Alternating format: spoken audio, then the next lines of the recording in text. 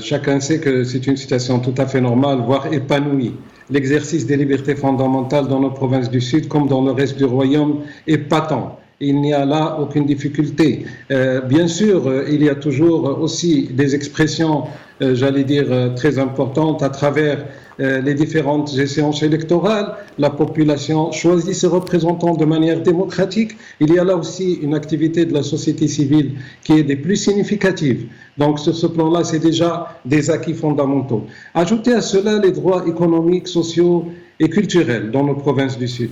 Chacun sait que le Maroc a accompli, je pèse mes mots, un miracle par rapport à la situation, si vous voulez, géographique, topographique dans nos provinces du Sud. Nous avons hérité de nos provinces dans un état de dénuement, n'est-ce pas, après leur récupération. Aujourd'hui, ces provinces sont de plus en plus considérées à l'échelle internationale comme un hub continental, un trait d'union entre l'Afrique du Nord, mais tout le continent africain et le reste du continent.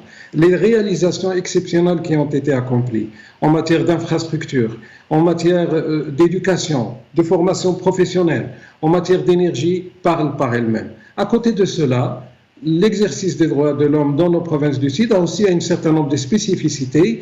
Il y a la reconnaissance de la culture hassani dans le préambule de notre Constitution. Mais il y a également l'action qui a été faite, très significative, en particulier par l'Agence de développement des provinces du Sud dans ce domaine. Les festivals culturels, l'enrichissement de la langue, un certain nombre de publications qui j'allais dire, provoque une adhésion très importante de la population sur place. À côté de cela, pour ce qui concerne l'exercice des libertés et des droits de l'homme dans nos provinces du Sud, elles sont ouvertes, elles sont visitées, comme on l'a constaté cette semaine même, par des délégations diplomatiques officielles, par des parlementaires, par des représentants de la société civile et naturellement par les représentants des Nations Unies qui sont sur place et qui, je dois le dire, et il faut le constater, font en sorte, dans leurs rapports qui sont présentés en particulier au Conseil de sécurité des Nations Unies, j'attire l'attention sur le fait que le Conseil de sécurité des Nations Unies ne s'est jamais inquiété d'une situation des droits de l'homme dans nos provinces, mais au contraire, souligne le fait qu'il y a des comités régionaux des droits de l'homme qui travaillent sur place dans chacune de ces résolutions.